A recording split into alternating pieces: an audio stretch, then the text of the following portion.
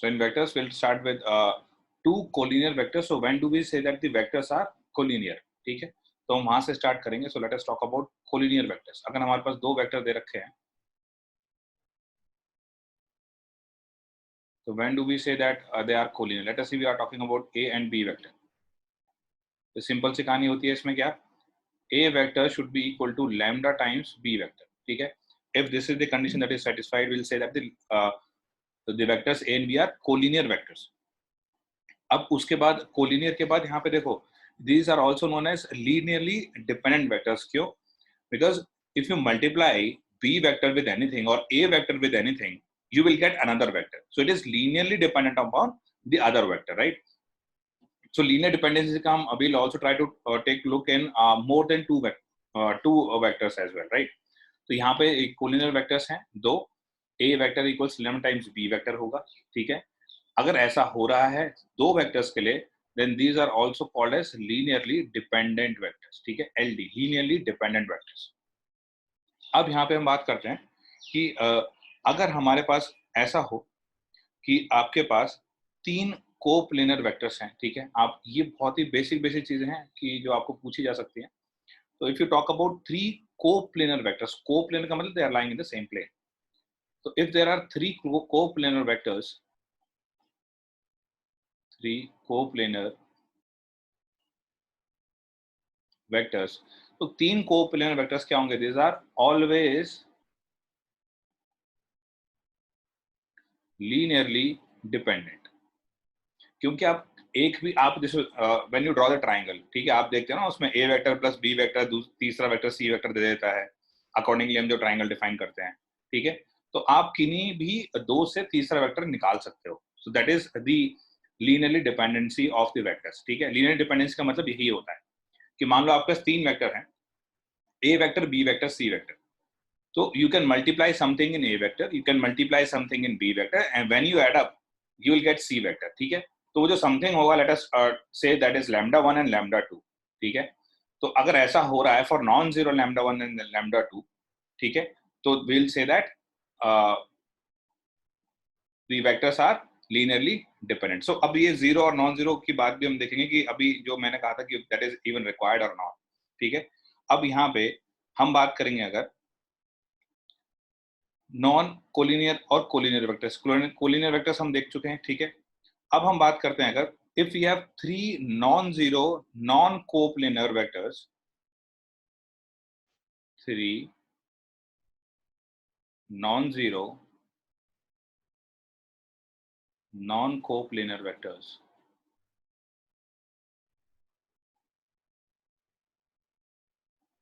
these are always, देखो यहाँ पे क्या था, थ्री कोप्लेनर वेक्टर्स थे, they are always linearly dependent. But when if they are, you have three non-zero non-coplanar vector, they are always linearly independent because they are non-coplanar. क्योंकि अगर linearly dependent हो गए, then they will be coplanar. ठीक है, अभी इसमें बहुत सारी चीजें हैं, कंफ्यूज नहीं हो रहा है, सब चीज लिखते रहो. Will try to see with some examples as well.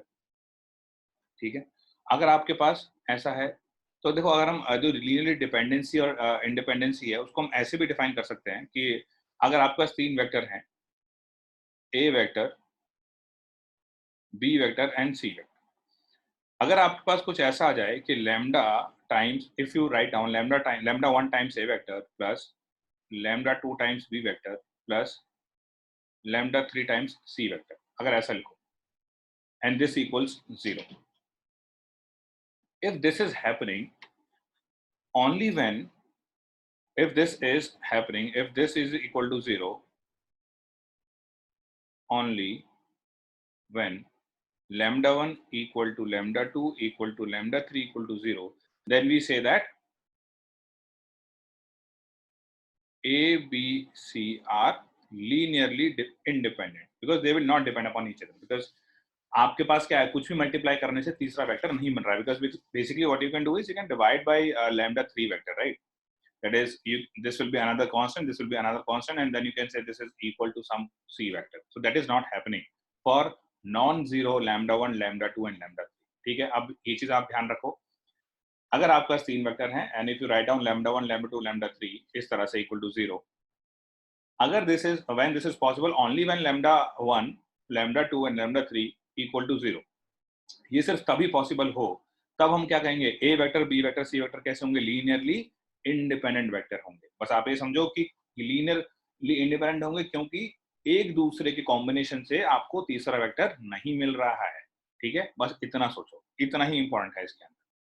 यहाँ पे 2-3 पॉइंट और हैं छोटे से, इस पॉइंट को देखते हुए will try to have another example. अगर मैं ये कहूं आई हैव, एक तो हमारे पास मान लेते हैं एक हो जाएगा जीरो वेक्टर लेट से, ठीक है। एक हमारे पास अगर जीरो वेक्टर हो गया, अब एक वेक्टर है हमारे पास, मान लो A vector, let us say I have B vector and I have C vector. तो ये जो चारों वेक्टर हैं, अब ये बताओ लीनियरली डिपेंडेंट होंगे या लीनियरली इनडिपेंडेंट होंगे, अब ये सोच के मुझे बताओ।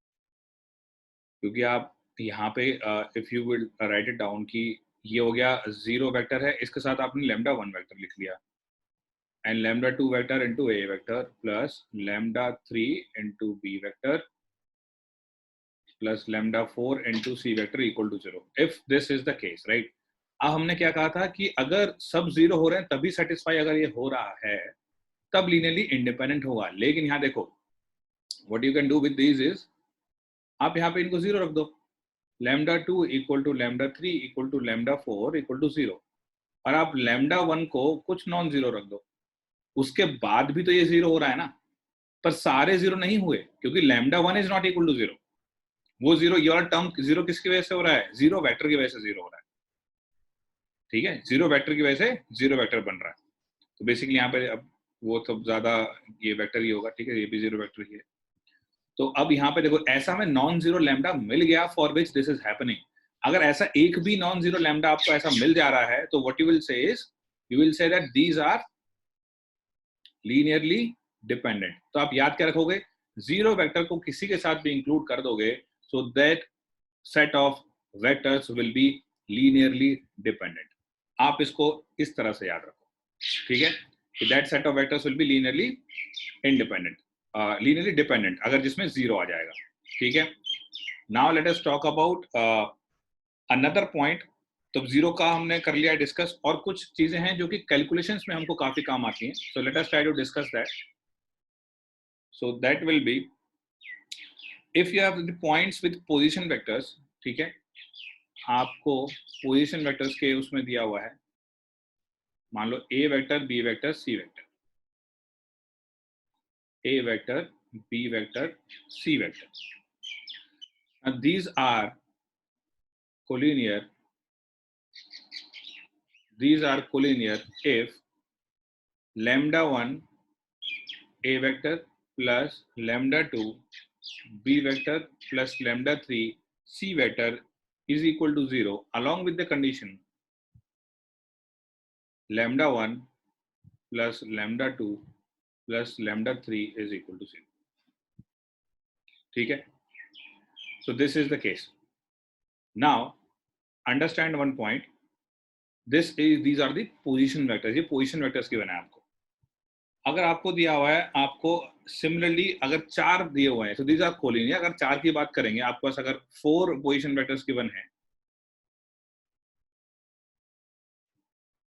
4 position vectors, A vector B vector C vector and D vector, ठीक है, दीज आर कोप्लेनर, बाकी सब कंडीशन सिमिलर रहेंगी। These are coplanar if lambda 1 a vector plus lambda 2 b vector plus lambda 3 c vector plus lambda 4 d vector is equal to 0 vector with lambda 1 plus lambda 2 plus lambda 3 plus lambda 4 is equal to 0. ठीक है, try to write down all these points, जितने भी सारे ये point हैं, जितने भी सारे पॉइंट कवर हो रहे हैं, ठीक है। अब इनसे क्या होगा कि आपके पास जो भी क्वेश्चंस आते हैं, मेंस में भी आए हुए हैं सवाल कि आपको पता लगाना है कि दो वेक्टर कोलिनियर हैं तो इनकी क्या कंडीशन होगी, उसके बाद ये सब क्वेश्चंस आपको इसके बेसिस पे मिल जाएंगे। ठीक है, इस पे एक example, let us try to solve an example कि जिस पे इनमें से कुछ चीजें अप्लाई हो रही होंगी, then you will get better idea कि व्हाट वी शुड डू। ठीक है, तो let us try to solve an example.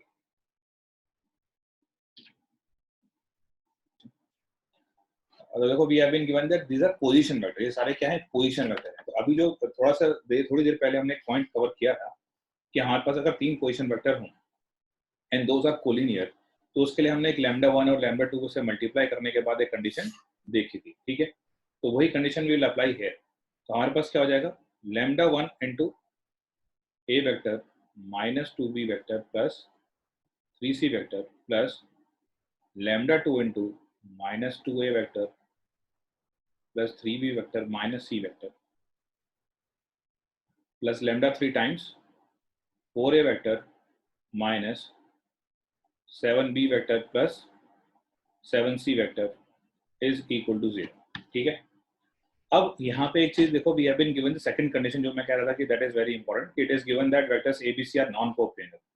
क्योंकि आपको पता है अगर एबीसी नॉन कोप्लेनर हो जाएंगे उसके बाद वो कैसे रहेंगे, फिर हमने एक पॉइंट लिखा था कि लीनियरली इंडिपेंडेंट होंगे कौन से वेक्टर्स, अगर नॉन कोप्लेनर वेक्टर होंगे आपके पास 3, तो वो कैसे हो जाएंगे, फिर लीनियरली इंडिपेंडेंट हो जाएंगे। इसका मतलब आप इन वेक्टर्स की जगह आप किस में इक्वेशन बनाओगे, A vector into something, B vector into something, है ना, सी वेक्टर इनटू समथिंग, इस तरह का बनाओगे। ठीक है, तो अब यहाँ पे क्योंकि कंडीशन देखो नॉन कोप्लेनर है तो ये सब लीनियरली इंडिपेंडेंट हो जाएंगे। लीनियरली इंडिपेंडेंट होंगे तो lambda 1 A vector plus lambda 2 B vector plus lambda 3 C vector equal to 0 के लिए, ऐसा होने के लिए लैम्डा 1 को भी 0 होना पड़ेगा, लैम्डा 2 को भी और लैम्डा 3 को भी। तो लैम्डा 1 लैम्डा 2 लैम्डा 3 कौन से वाले लैम्डा 1 लैम्डा 2 लैम्डा 3 है, ए बी सी के लिए। तो पहले बताओ ए वेक्टर का कोफिशिएंट क्या आ रहा है, ए वेक्टर का कोफिशिएंट आ रहा है हमारे पास lambda 1 minus 2 lambda 2 plus 4 lambda 3 into A vector plus उसके बाद है हमारे पास बी वेक्टर का coefficient that is minus 2 lambda 1 plus 3 lambda 2 minus 7 lambda 3 into B vector. C vector के साथ आएगा 3 lambda 1 minus lambda 2 and 7 lambda 3 into C vector. तो अब आप इसको उससे कंपेयर करो, lambda 1 A vector plus lambda 2 B vector plus lambda 3 C vector, since A B C are linearly independent, उसके लिए क्या होना पड़ेगा, इंडिविजुअल को कोफिशिएंट को क्या होना पड़ेगा, 0। ठीक है, इसका मतलब क्या हो गया, you will put this equal to 0, आप इसको 0 रखोगे और इसको 0 रखोगे। ठीक है, इसको 0 रखते हुए you will try to check the values for lambda 1 lambda 2 and lambda 3, और वो कैसा आना चाहिए, lambda 1 plus lambda 2 plus lambda 3 अगर 0 आ रहा है then it is proved, because this was the condition कि lambda 1 into this plus lambda 2 into this and lambda 3 into this equal to 0 provided lambda 1 plus lambda 2 plus lambda 3 equal to 0। यही condition थी जो हमने पढ़ी थी। ठीक है, अब यहाँ पे if anyone is having any doubt please, p vector, q vector, r vector, all of them are given।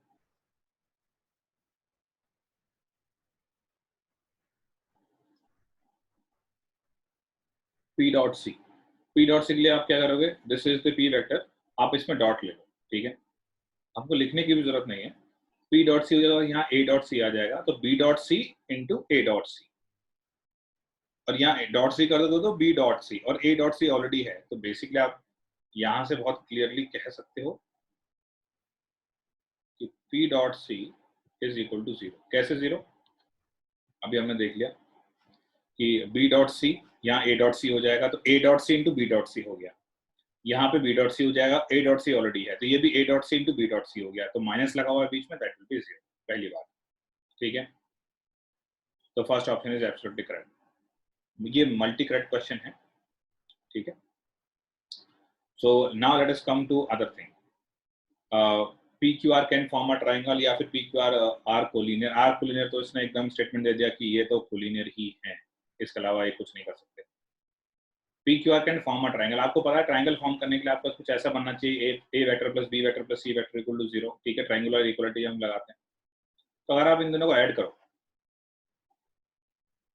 P vector plus Q vector plus R vector, देखो क्या आता है।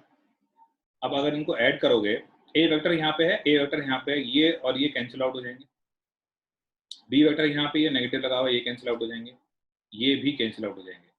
तो एक्चुअली हो क्या रहा है, सारे के सारे कैंसिल आउट हो रहे हैं, and this is equal to 0, and this is the condition for forming the triangle कि तीनों वेक्टर का सम इक्वल टू 0, ठीक है। This is one of the condition. तो क्या हो जाएगा हमारे पास, option B is also correct. तो बहुत ही सिंपल सा क्वेश्चन है, आपको सिर्फ जो क्वेश्चन ऑप्शंस दिए हुए हैं, you just had to explore those options and nothing else.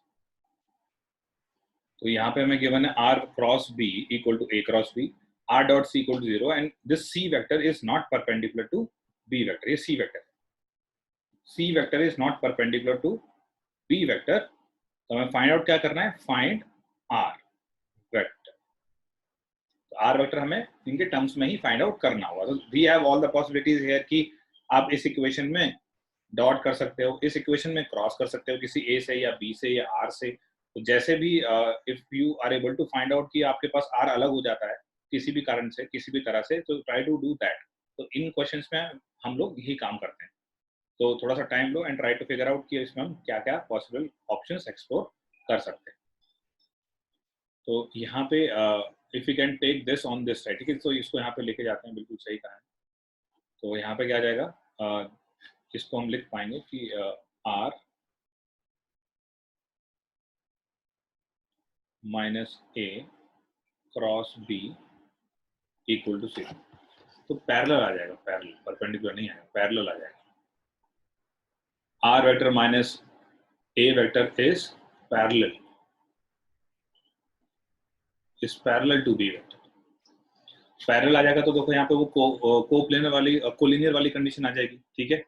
तो हम इसको लिख सकते हैं r minus a vector is equal to lambda times b vector, ठीक है। अब वो जो चीज हमने पढ़ी थी ना स्टार्टिंग में, वो सारी काम आ रही है। r vector minus a vector कितना हो जाएगा, लैम्डा टाइम्स b वेक्टर हो जाएगा। अब हमें लैम्डा निकालना है तो r आ जाएगा ना हमारे पास, तो बहुत इजी बन जाएंगी चीजें, क्योंकि अब देखो r एक्चुअली आ चुका है, बस आपको लैम्डा निकालना है। a vector plus lambda b vector, यही है r की value, and this is what you have to find out. तो इसका मतलब हमको सिर्फ लैम्डा निकालना है। बट आप कहीं पे भी अटक जाओ, ऑलवेज ट्राई टू थिंक कि कौन सी कंडीशन हमने अभी तक यूज नहीं की है। तो हमने अभी तक ये यूज नहीं किया है, ठीक है, इसका मतलब अब इसका नंबर आने वाला है। तो ये यूज नहीं किया है तो हमको डॉट सी, तो इसका मतलब क्या हुआ, इसमें आप क्या कर दोगे, पूरी इक्वेशन में डॉट सी, ठीक है। तो पूरी इक्वेशन में डॉट सी हो जाएगा, तो you will get r dot C is equal to a dot C plus lambda times b dot C. तो ये तो खत्म हो गया, ठीक है। यहां से आपके पास लैम्डा आ गया, lambda comes out to be minus a dot C divide by b vector c vector. तो अब लैम्डा आ गया, तो इसका मतलब हमारे पास क्या आ गया, r वेक्टर आ गया। तो r vector is equal to a vector minus a dot c divided by b dot c। This is b dot c vector और b वेक्टर हमारे पास साथ में है, ठीक है। तो we have got r vector. तो यहाँ पे हमें क्रॉस डॉट जो करना था वो डॉट c करना था, क्योंकि we have not used that condition. तो हमेशा यही सोचो कि आप कहीं भी अटक गए हो तो which condition is given in the question that you have not used, ठीक है। तो अब यहाँ पे ये आंसर इसका आ गया है। तो अब हम आ जाते हैं स्केलर ट्रिपल प्रोडक्ट पे। स्केलर ट्रिपल प्रोडक्ट में क्या होगा, हमारे पास तीन वेक्टर्स हैं, ठीक है, a vector, b vector, c vector. तो इसको हम शॉर्ट फॉर्म में ऐसा ही बोलते हैं STP। इनका तीनों का जो स्केलर ट्रिपल प्रोडक्ट अगर हम डिफाइन करेंगे, तो हम अगर ये कहें कि this is a dot b cross c, ठीक है, ऐसा scalar triple product a dot b cross c, इसको हम ऐसे भी डिनोट करते हैं इस डब्बे के अंदर, ठीक है। और जो इसकी वैल्यू होती है दैट इज इक्वल टू, आप डिटर्मिनेंट बना लोगे, ठीक है। और यहाँ पे जो ए बी और सी के कॉरस्पॉन्डिंग जो आई वेक्टर के साथ आई कंपोनेंट, जे कंपोनेंट, के कंपोनेंट, वो आ जाएगा A1, A2, A3, B1, B2, B3, C1, C2, C3, ठीक है। अब इससे आपको देख के पता चल रहा होगा कि आपने अगर ये जो रो है अगर ये चेंज की, ठीक है, ये अगर एक रो चेंज की, उसके बाद डिटरमिनेंट में माइनस आ जाएगा। इसका मतलब आप इसको इधर लिखोगे, इसको इधर लिखोगे, बाहर माइनस आ जाएगा। एक और बार चेंज कर दोगे तो माइनस उस दूसरे माइनस से कॉम्पनसेट हो जाएगा। तो यहाँ से हमारे पास एक चीज निकल के आती है कि ये जो अगर आप साइक्लिसिटी अगर मेंटेन करोगे डिटरमिनेंट की, तो यहाँ पे भी इसकी साइक्लिसिटी अगर मेंटेन करोगे, मतलब ए के बाद बी आए, बी के बाद सी, इस तरह से चलता रहे, ए बी सी या फिर बी सी ए, ठीक है जी, इस तरह से सी ए बी, तो सारे ही जो डिटरमिनेंट रहेंगे कैसे रहेंगे, बराबर, ठीक है। तो this is same as B C A and this is same as CAB, CAB, ठीक है। और वो डिटरमिनेंट की प्रॉपर्टी की वजह से, ठीक है। तो बेसिकली आप उसको A dot B cross C को कैसे लिख सकते हो, you can also write this as A cross B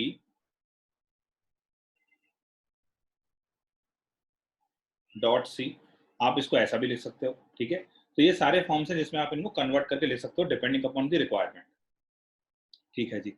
अब यहाँ पे क्या होता है कि इसकी जो एप्लीकेशन आती है हमारे पास आती है कि आपके पास वेक्टर्स को कोप्लेनर हैं या नहीं हैं, ये सब चीज़ों को बताने के लिए, ठीक है। तो इसका मतलब हम एक जो बहुत ही आप कह सकते हो उसको नेसेसरी एंड सफिशिएंट कंडीशन, ठीक है, मतलब इसके अलावा कुछ नहीं चाहिए हमको, necessary and sufficient condition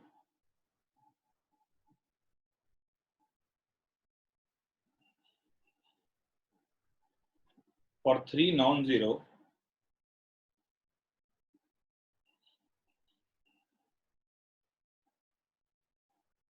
vectors, आप मान लो ए बी और C vector to be coplanar, और एक क्यों होगा ये भी डिस्कस करेंगे। टू बी कोप्लेनर इज कि इनका जो स्केलर ट्रिपल प्रोडक्ट आया है दैट विल बी जीरो। ऐसा क्यों होगा, देखो ये क्या बोल रहा है, अगर ये तीनों सेम प्लेन में आ रहे हैं, ठीक है, आप ऐसा ऑब्जर्व करो, तीनों सेम प्लेन में है, तो बी क्रॉस सी क्या हो जाएगा, उस प्लेन के परपेंडिकुलर हो जाएगा, ठीक है। अब ए तो उसी प्लेन में लाई कर रहा है, जब ए उसी प्लेन में लाई कर रहा है तो बी क्रॉस सी उसके परपेंडिकुलर हो जाएगा, तो ए क्या होना चाहिए फिर, ए डॉट जो भी कुछ आएगा दिस जीरो होना चाहिए, अगर ये तीनों सेम प्लेन में लाई कर रहे हैं, ठीक है जी।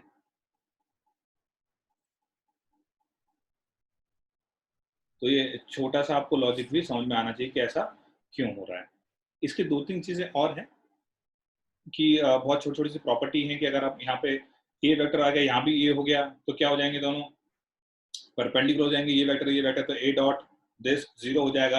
अगर ए बी सी में से कोई भी दो वेक्टर सेम हो गए तो स्केलर ट्रिपल प्रोडक्ट क्या हो जाएगा, जीरो हो जाएगा। आप इस तरह से याद रखो उसको सिर्फ, ठीक है। अब यहाँ पे एक छोटी सी चीज आती है कि वॉल्यूम ऑफ टेट्राहेड्रन, ठीक है जी, आप इसका बस फॉर्मूला याद रखो, डायरेक्ट क्वेश्चन भी आता है इसके ऊपर।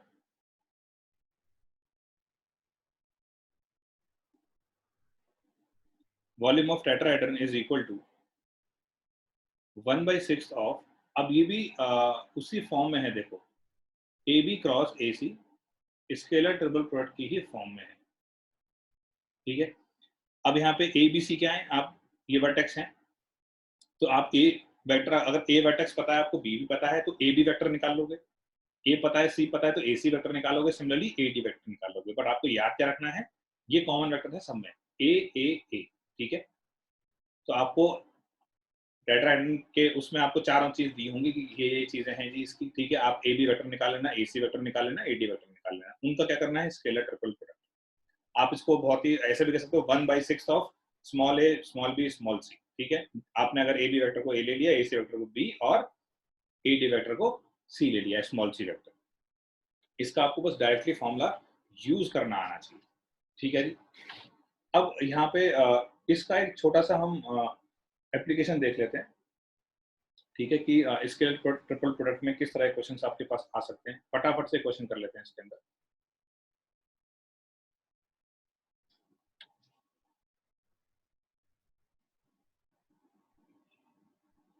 प्रूव दैट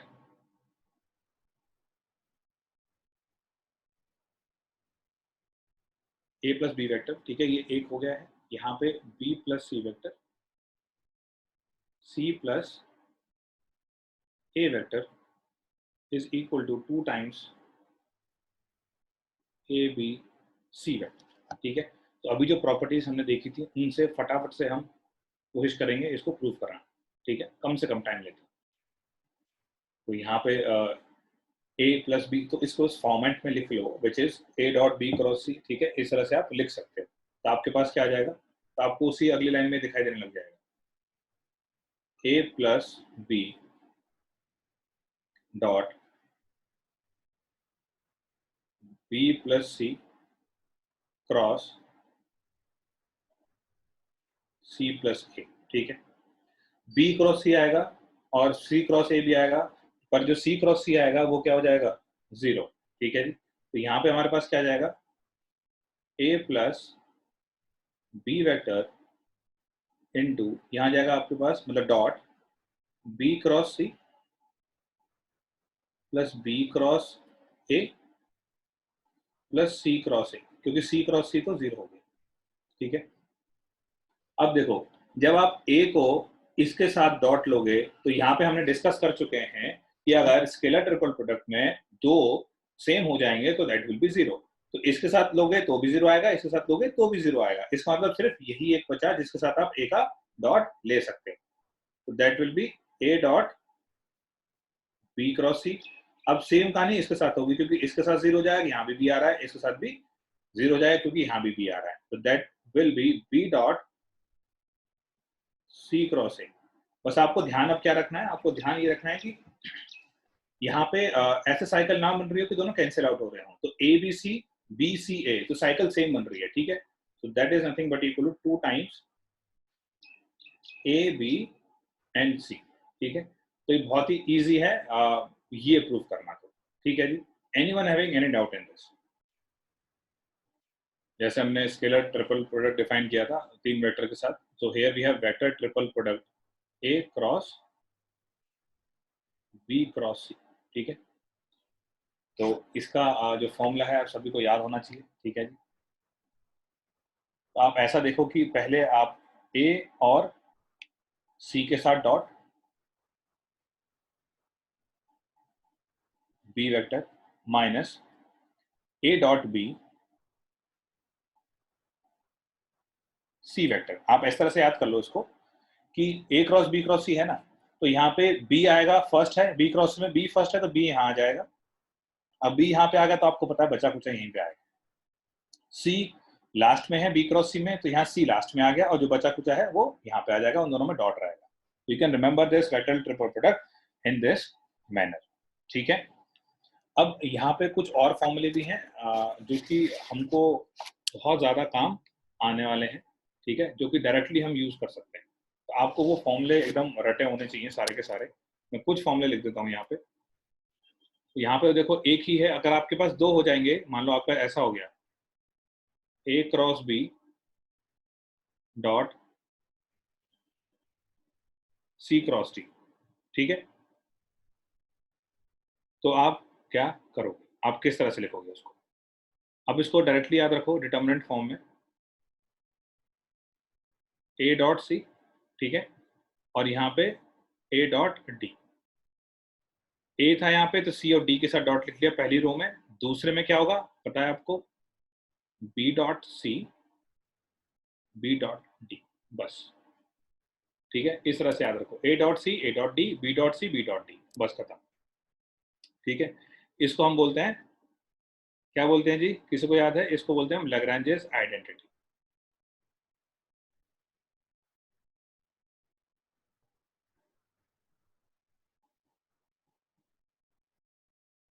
ठीक है। और ऐसे ही आप और भी चीजें आप याद करके रखो बहुत सारी, ठीक है, कि जो भी फॉर्मूलेज हैं हमारे पास, बहुत इंपॉर्टेंट फॉर्मूले हैं बाकी सब, तो उनको हम किस तरह से आगे बना सकते हैं। ठीक है जी। अब इस पे हम एक छोटा सा क्वेश्चन भी कर लेते हैं। और आपके पास जैसे यहाँ पे ए क्रॉस बी डॉट ये है, आपके पास क्या हो सकता है, A cross B cross C cross D भी हो सकता है। ठीक है, you can also have a cross B cross C cross D. ठीक है, अब इसके लिए हम क्या लिखेंगे, इसके लिए भी है तरीका हमारे पास। इसको आप बहुत सारे तरीकों से लिख सकते हो। ठीक है, कोई भी आपको अगर आपको नहीं भी पता है तो देखो, आपको फॉर्मूला नहीं पता है ऐसा नहीं है, you will not be able to do question, ऐसा नहीं होगा। ठीक है, तो आप इसको पर हम लिख देते हैं कि this will be scalar triple product of A B D C vector minus scalar triple product of A B C D vector. ये नहीं भी पता होगा तो हमें काम चल जाएगा, हम एक क्वेश्चन भी करेंगे जहां पे आप बहुत ही बेसिक तरीके से सॉल्व कर सकते हो क्वेश्चन को। So let's try to solve the question.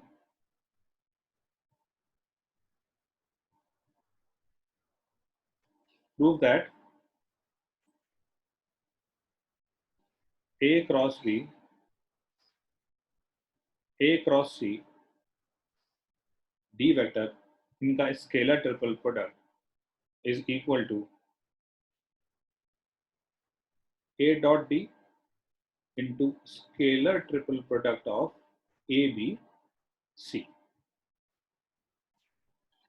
तो इसको भी हम बेसिक डेफिनेशन से आगे बढ़ सकते हैं यहाँ पे, क्योंकि हमें पता है कि इसकी वैल्यू क्या कितनी हो जाएगी, डी क्रॉस, अभी देखो ए क्रॉस बी और ए क्रॉस सी, अभी ऐसा कुछ हमने यहाँ देखा था, तो इसको ऐसा लिख देते हैं हम लोग, डी डॉट, ये होता है scalar triple product A dot B cross C, तो डी डॉट ये आ गया क्रॉस ए क्रॉस सी।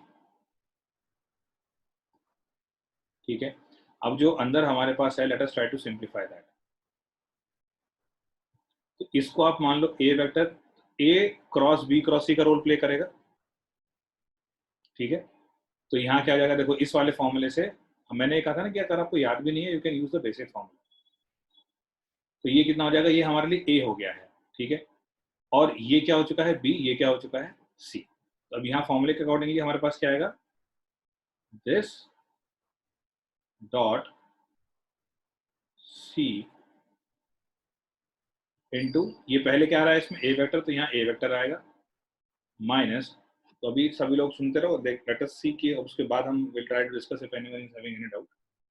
तो ए वेक्टर माइनस, यहाँ पे अब क्या आना चाहिए, दिस डॉट ए, उसके बाद सी वेक्टर, इसका इसके साथ डॉट लोगे तो जीरो ही आ रहा है देखो, क्योंकि यहाँ पे ए और ए दोनों कैसे हो गए, सेम,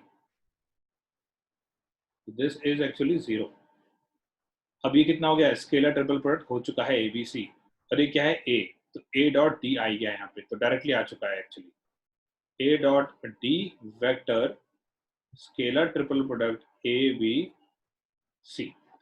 ठीक है जी, तो यहाँ पे आपने बेसिक फॉर्मूला यूज करके you can derive these questions, जो कि आपके पास वेक्टर ट्रिपल प्रोडक्ट के फॉर्म में पूछे जा सकते हैं। There are many questions which can be asked in the vector triple product. ठीक है, we are trying to discuss a few. P Q R B vector such that Q dot R equal zero, P dot Q भी आपको non zero दे रखा है, let alpha be real constant such that X dot P X cross Q is given, or x vector is given in the, basically you have to find out x vector in the form of q and p cross r. So this is a similar question, similar kind of question that we have done before, just now we have done before 2 or 3 questions. तो यहाँ पे जो हमने पहले भी decide किया था कि we can cross और डॉट हम ले सकते हैं। ठीक है, और उस तरह से हमें क्रॉस या डॉट लेना है सो दैट जो x वेक्टर है वो अलग हो जाए, then only you will be able to find out the vector x. तो यहाँ पे अगर आप देखो इस वाले केस में, यहाँ पे क्या हो जाएगा, x cross q equal to r है। ठीक है, अब x cross q equal to r है, तो हम यहाँ क्या कर सकते हैं कि हमारे पास क्योंकि इसके साथ लोगे तो बेचारे कांस्टेंट है ना दोनों, ये वेक्टर है ही नहीं, तो you just have got one equation जिसमें आप डॉट या क्रॉस ले सकते हो, ठीक है। डॉट अगर ले लोगे तो यहाँ पे क्या बन जाएगा, ये स्केलर डिफरेंट बन जाएगा किसी का, और this will B R dot something, ठीक है। अगर आप अब आपको देखना है कि आप क्या कर सकते हो। अगर आप देखो यहाँ पे ऐसा कर दो, क्रॉस पी कर लो, तो क्रॉस पी कर लोगे तो क्या हो जाएगा, मतलब आप क्रॉस पी मतलब इस साइड से, so P cross X cross Q will be equal to P cross R. पहली चीज, अब ये हमने क्यों किया है देखो, P cross X cross Q, you will apply the formula, same formula जो अभी मैंने थोड़ी देर पहले किया है। P cross X cross Q, तो A cross B cross C वाली चीज बन जाएगी यहाँ पे, ठीक है। तो ये क्या हो जाएगा, P dot Q into x vector, देखो एक्स वैक्टर आ गया अभी यहाँ पे अलग से, लेकिन एक और चीज क्या आ रही है, P dot x into Q vector. लेकिन अगर ध्यान से देखोगे तो पी डॉट एक्स हमें गिवन है, दैट इज अल्फा, तो ये जो कहानी है दैट इज अल्फा। तो यहाँ से देखो एक्स वेक्टर हमारे पास आ चुका है actually, so that will be equal to, यहाँ पे आ जाएगा पी क्रॉस आर है ना, पी क्रॉस आर को अलग लिख देंगे, and this will be equal to, यहाँ पे अच्छा ठीक है बीच में माइनस आएगा, ठीक है, देयर शुड बी माइनस, तो यहाँ आ जाएगा माइनस। तो जो एक्स वेक्टर आ गया है वो क्या आ चुका है हमारे पास, ये अल्फा हो गया है, तो alpha upon P dot Q into Q vector plus P cross R upon P dot Q into, so here we have just this thing. तो यहाँ पे क्या हो जाएगा हमारे पास, अगर इसको कंपेयर करोगे दोनों से, तो यहाँ पे सिंपली क्या आ गया, lambda one equals alpha upon P dot Q, और लैम्डा टू कितना जाएगा, वन अपॉन पी डॉट, ठीक है। तो हमारे पास ऑप्शंस क्या क्या हुए, तो लैम्डा वन आ गया हमारे पास, alpha upon P dot Q, और लैम्डा टू क्या कितना आ गया, one upon P dot Q, यही आ रहा है हमारे पास। अब देखो सिर्फ सॉल्यूशन कितने लाइन का है, 2 या 3 लाइन का ही सॉल्यूशन है एक्चुअली, ठीक है। तो आप अगर क्वेश्चन को देख के ऑब्जर्व करके if you are able to do the right thing, तो आपको बहुत ज्यादा कैलकुलेटिव मेथड्स अपनाने की जरूरत बिल्कुल भी नहीं पड़ेगी। तो डायरेक्शन कोसाइंस अगर आप लाइन की बात करोगे तो हम उनको बेसिक डेफिनेशन से डिफाइन कर सकते हैं कि if alpha beta and gamma are the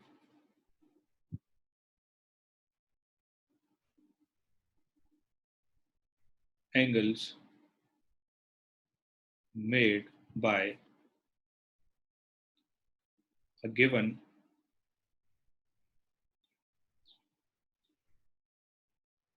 directed line with positive directions of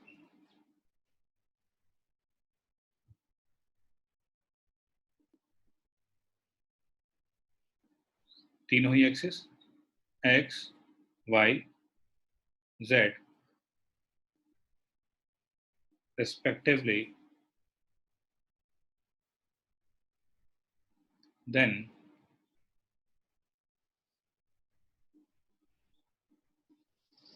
the direction cosines are given by cos alpha, cos beta, cos gamma। और ये चीज हम पहले देख चुके हैं कि ये क्या होता है, if they are direction cosines, तो cos square alpha plus cos square beta plus cos square gamma is equal to 1, ठीक है। अब जब हम डायरेक्शन रेशियोज की बात करते हैं तो उसमें क्या हो जाएगा, आपको देखो ये सब चीजें, जैसे हमारे पास स्लोप होता है इन 2D, तो हम यहाँ पे लाइन के लिए जब डायरेक्टेड लाइन है तो उसको डायरेक्शन कोसाइंस या डायरेक्शन रेशियो से हम डिफाइन करते हैं। So let us now come to direction ratios.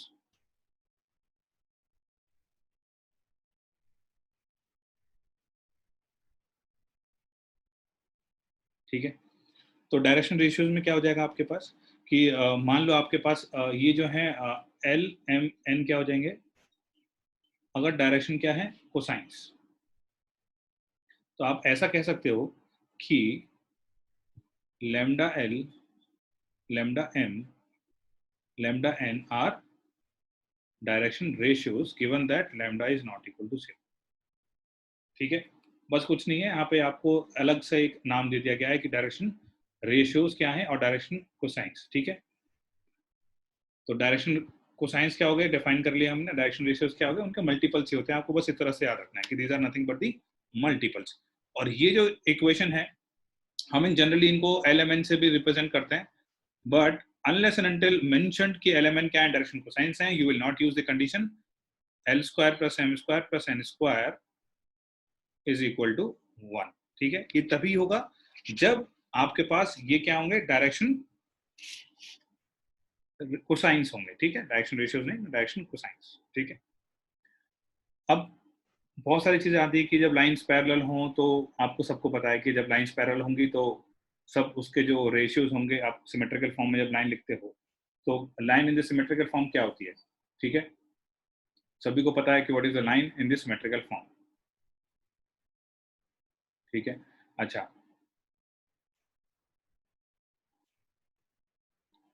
Find the equation of the plane passing through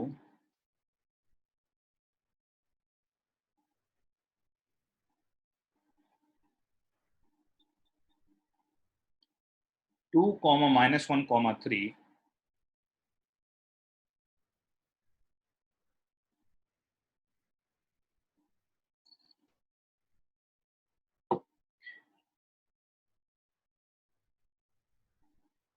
find the equation of the plane passing through 2, 1, 2, -1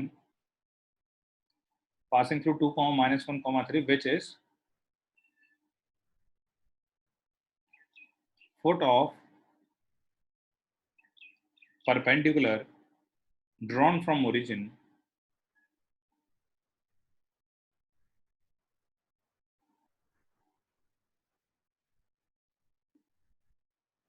to the plane. So this is the foot of perpendicular itself, drawn from origin to the plane. So you know this कि यहाँ पे हमारे पास क्या होना चाहिए if you want to write down the equation of any of this plane। तो सबसे पहली चीज तो आपको पता है कि जो कोफिशिएंट आएंगे x, y, z के वो नॉर्मल के डायरेक्शन रेशियोज रहते हैं। ठीक है, तो आप अगर उनके नॉर्मल के डायरेक्शन रेशियोज को एलएमएन मान लेते हैं या डायरेक्शन रेशियोज को आप एलएमएन मान लो, चलो that will be L into, so equation of plane क्या हो जाएगी L into x-2 plus m into x minus y minus y1। तो यहाँ पे y +1 हो जाएगा plus n into z-3 is equal to 0। आपको पता है कि यही फुट ऑफ परपेंडिकुलर है और डायरेक्शन रेशियोज जो होते हैं दो पॉइंट को ज्वाइन करने वाले लाइन को, वो क्या हो जाएंगे 2 - x-x1 y - y2 z1 - z2। ठीक है, y1 - y2 और वहां पे z1 - z2। और दूसरा पॉइंट क्या है 0 0 0। ठीक है, तो बेसिकली जो LMN होंगे वो क्या हो जाएंगे 2 - 0 तो 2 हो जाएगा, -1 - 0 -1 हो जाएगा और 3 - 0 3 हो जाएगा बस। सो यहाँ पे इक्वेशन क्या आ जाएगी 2 times x - 2 -1 y + 1 plus 3 times z - 3 = 0। ठीक है, आप इसको कैलकुलेट कर लेना 2x - y, यहाँ से कितना जाएगा 3z और ये कितना बन गया -4 -5 और -9 -14 is equal to 0। So this will be the equation of this. तो यहाँ पे हमने ये चीज सीख ली है कि अगर आपको पॉइंट पता है तो आप इस तरह से प्लेन की इक्वेशन लिख सकते हो, and if any how you can find out the direction cosines, तो एलएमएन को वहां पे आप सब्स्टिट्यूट कर सकते हो। ठीक है, पहली तो ये चीज हो गई। अब let us try to find out कि इमेज हम कैसे निकालते हैं। let us try to solve one question on the image, so we'll try to cover different questions। find the image of the point 1, 3, 4 in the plane this। तो यहाँ पे आप थोड़ा सा इसको विजुअलाइज कर लोगे कि हम एक्चुअली क्या कर रहे हैं, ठीक है, तो आपको पता चल जाएगा। यहाँ पे मान लेते हैं ये प्लेन हो गया,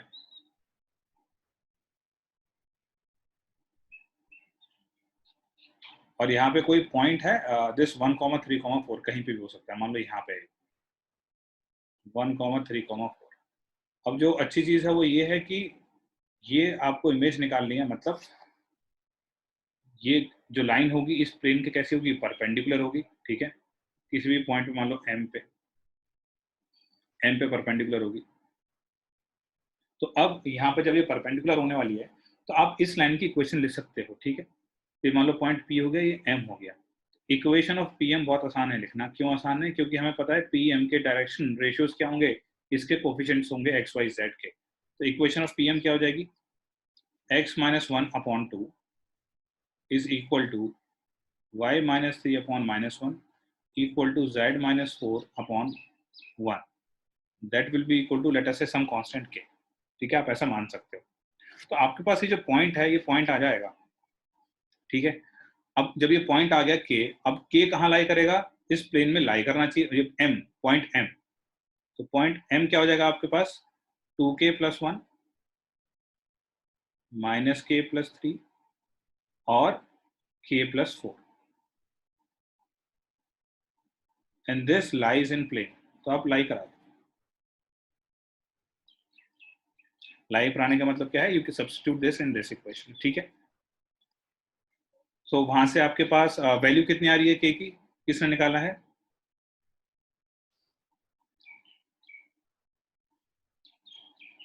अगर इसमें -1, ठीक है, k is equal to -1, k is equal to -1 हो गया तो यहाँ से m पॉइंट देखो साफ साफ नजर आ रहा है, क्या हो जाएगा, -1 4 और ये कितना आ जाएगा 3। अब ये क्योंकि अगर मान लो ये इमेज को आपने मान लिया ऐसा, ये p था ये q हो गया, तो q पॉइंट यहाँ पे m क्या हो जाएगा, मिड पॉइंट हो जाएगा q का, ठीक है। तो you can use the section formula, then you can find out easily the point q। और जो आंसर बताया that is -352 is the correct answer. इनका देख लो, -1 -3+1 कितना हो गया, -2 डिवाइड बाई 2 कितना हो गया, -1। सब चीजें एकदम लाइन में लाई कर रही है, ठीक है। This is the way by which you can find out the image of a point in a plane, ठीक है। अब हम कुछ और बात करते हैं। Let us try to discuss something about the angle bisectors of the plane, ठीक है। वहां पे देखते हैं हम किस तरह से चीजें कर सकते हैं। तो एंगल बाइसेक्टर्स में एक क्वेश्चन कर लेते हैं हम, क्वेश्चन के through we will try to understand, ठीक है जी। Acute angle, we have to find the equation of the plane bisecting the acute angle between the planes this and this। तो सबसे पहले आपको पता है कि वो जो कंडीशन है एकदम रटी होनी चाहिए कि पहले आप क्या करते हैं, सबसे पहले जो आपके पास जो कॉन्स्टेंट्स हैं उनको सेम साइन का बनाते हैं, ठीक है। यहाँ पे +3 है, यहाँ पे +8 है, तो सेम साइन के हैं, दोनों पॉजिटिव हैं। उसके बाद आप कैलकुलेट करते हैं a1 a2 plus b1 b2 plus c1 c2। A1 मतलब ये, B1 इसका कोफिशिएंट और C1 इसका coefficient, and similarly A2 B2 C2 है। तो A1 इंटू A2 देख लो कितना आ रहा है, 2 इंटू 3 6, और B1 इंटू B2 कितना आ रहा है, 2 इंटू ये 1 हो जाएगा, और -1 इंटू -2 तो कितना आ गया, +2, प्लस 2 इंटू 6 इज 12, कितना आ रहा है, पॉजिटिव। जब A1 A2 plus B1 B2 plus C1 C2 positive आ जाए, जब कांस्टेंट का साइन सेम रखने के बाद, तो जो एक्यूट एंगल होता है वो कब आता है, नेगेटिव साइन के साथ, ठीक है। मतलब यहाँ पे आप क्या लिखोगे, 2x माइनस Y plus 2z plus 3 divide by क्या हो जाएगा, अंडर रूट 2² प्लस 2² प्लस 1 कितना हो जाएगा, 9। 9 की जगह हम क्या ले सकते हैं, 3। तो दिस इक्वल, देखो प्लस माइनस आता है यहाँ पे, पर हम माइनस लिखेंगे, क्यों, हमें एक्यूट एंगल चाहिए। तो वही चीज हमने याद करी है इसमें कि अगर A1 A2 B1 B2 C1 C2 positive आ जाए तो नेगेटिव वाला जो आएगा that will be the acute angle bisector, ठीक है। तो यहाँ पे हमारे पास क्या बन जाएगा, 3x minus 2y plus 6z plus 8 divide by under root 3² 9 हो गया 36, ठीक है जी, और ये हो जाएगा 2, तो यहाँ पे क्या बन जाएगा 49, तो 7 आ गया। अब यहाँ पे क्या हो जाएगा, देखो 7 इंटू 2 कितना हो गया, ये सब ऐड हो जाएंगे, कोई माइनस है ना, इस साइड ले जाओगे ऐड हो जाएगा, 7 into 2 is 14, 14 और 9 कितना हो गया 23, तो 23x, और y के लिए कितना हो गया 7 और 3 into 2 is 6, ठीक है, तो यहाँ -6 हो गया, तो कितना जाएगा -13, और z के लिए 7 into 2 is 14 और ये हो जाएगा 18, ठीक है, लेकिन माइनस है तो उधर जाके प्लस हो जाएगा, तो 14 + 18, ठीक है जी, कितना हो गया 22 और 32,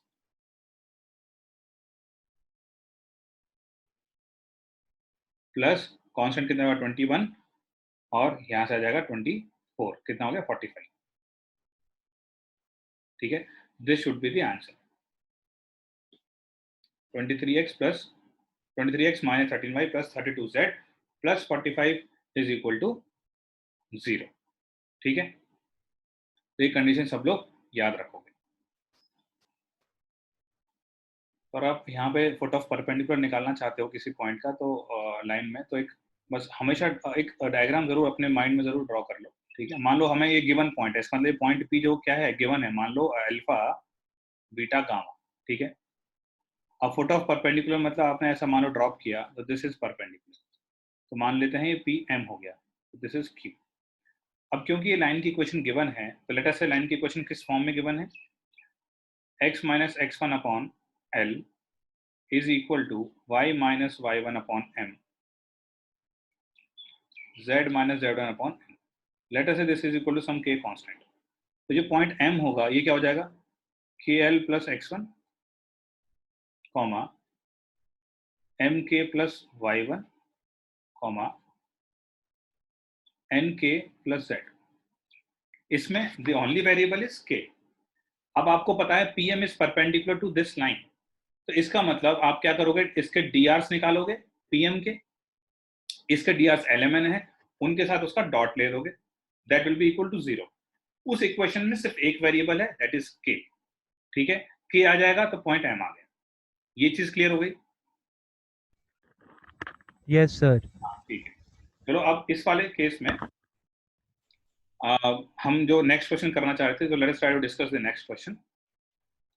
A variable line passes through 1, 2, 3 and meets the coordinate axis in PQR. Then the locus of the point common to the planes through PQR and parallel to the coordinate planes, ठीक है।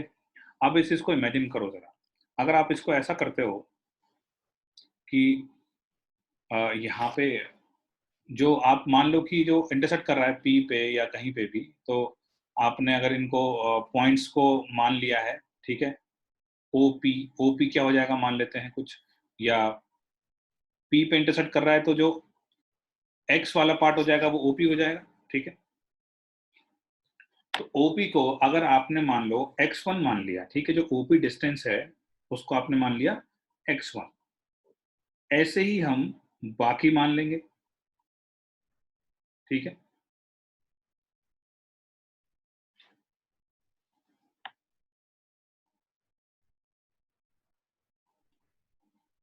तो जो ओ क्यू होगा वो y पे आ रहा होगा तो y1 मान लो, जो ओ आर होगा वो कहाँ हो रहा होगा z पे, तो z1।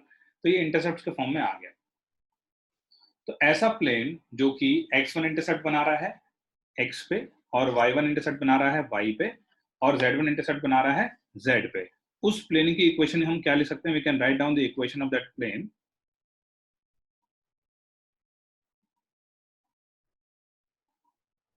x by x1 plus y by y1, तो कितनी आसानी से क्वेश्चन होगा ये, z by z1 equal to 1, ठीक है।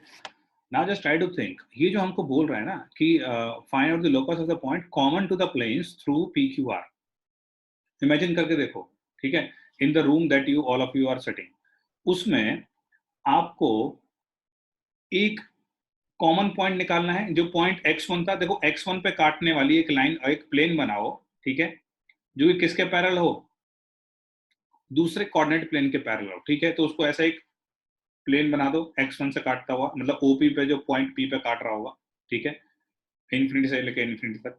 दूसरा बनाओ y1 वाला, और तीसरा बनाओ z1 वाला। ये जो तीनों जहां पे इंटरसेक्ट कर रहे होंगे, तो देखो क्लियरली वो पॉइंट क्या आ रहा है, that point is nothing but x1, y1, z1, वो जो कॉमन पॉइंट आ रहा है। क्यों? क्योंकि उस प्लेन में एक पॉइंट कौन सा हो जाएगा जहां पे वो x1 इंटरसेक्ट कर रहा है, दूसरे वाले के लिए y और तीसरे वाले के लिए क्या हो जाएगा z हो जाएगा, ठीक है। तो वो तीनों जब इंटरसेक्ट कर रहे होंगे तो कौन से वाले पॉइंट पे करेंगे, जैसे हम स्टार्टिंग में देखो, दिस इज द वे हम सीखते हैं कि 3D में पॉइंट कैसे मार्क करना है ना, ये सिमिलर तरीका है। तो बेसिकली आपको x1 y1 z1 का लोकस निकालना है, आपको निकालना लोकस है x1 y1 z1 का। तो these are the variables that we have. अब हमें पता है this plane is passing through the point 1, 2, 3, तो पास करा दो 1/x1 plus 2/y1 plus 3/z1 equal to 0। अब आपको लोकस निकालना था x1 y1 z1 इस पॉइंट का, ठीक है। अब आपको मंत्रा तो पता ही है कि जब आपको इसका लोकस निकालना है तो you will replace x1 with x, y1 with y and z1 with z। This is the required locus of that common point of these 3 planes, ठीक है। तो बहुत ही आसानी से हम देखो इस क्वेश्चन को कर पाते हैं, if you will try to think in the right direction. तो पहले खुद से ट्राई करो कि ऐसे क्वेश्चन को हम कैसे टैकल कर सकते हैं। मतलब if you are not able to understand कि ये जो कॉमन पॉइंट है ऐसा कैसे आया, तो देखो हमने ये मान लिए, ये पॉइंट हो जाएगा आपका, ये P और Q और R रिप्रेजेंट कर रहे होंगे, ठीक है। तो इस वाले केस में आप एक प्लेन बनाओगे जो कि y1 से पास करेगा, और आप इमेजिन करो ये आपका, ये तो z है और ये x है, x और ये हो जाएगा y। तो x और z के पैरेलल इस पॉइंट से पास करता हुआ इमेजिन करो वो प्लेन, ठीक है, ऐसा बन जाएगा यहाँ पे। उसके बाद एक प्लेन जेड वाई के पैरेलल जो कि यहां से पास कर रहा होगा, फिर एक प्लेन एक्स वाई के पैरेलल जो हॉरिजॉन्टल प्लेन हो जाएगा इस पॉइंट 0,0,z1 से पास करता हुआ। तो तीनों जो मिलेंगे वो कहीं यहाँ पे आके मिलेंगे 3 डायमेंशनल ज्योमेट्री में, ठीक है। अब क्योंकि ये जो इस वाले प्लेन में ये हमेशा रहेगा क्या, इस वाले प्लेन में हमेशा x किसके बराबर रहेगा, x1 के बराबर, और जो ये प्लेन बनाओगे यहाँ से उसमें y किसके बराबर रहेगा, y1 के बराबर। तो x1, y1 आ ही गया। तो जब आप ये प्लेन ऊपर तक जाएगा, ये प्लेन भी ऊपर तक जाएगा, और this will be horizontal plane. इस प्लेन में हमेशा z क्या रहेगा, z1, ठीक है। तो जो कॉमन पॉइंट आएगा वो क्या आएगा, x1 y1 z1 ही निकल के आएगा। L1 लाइन दे रखी है, L2 लाइन दे रखी है, then the line along the shortest distance can be constituted by the line of intersection of the two planes। तो आपको ऑप्शंस भी गिवन होने चाहिए, लेकिन ठीक है, हमको पता है कि जो हमने सीखा है कि कौन से दो प्लेन्स की बात कर रहा है। Find them. आपके पास देखो इसमें काफी तरीके हैं।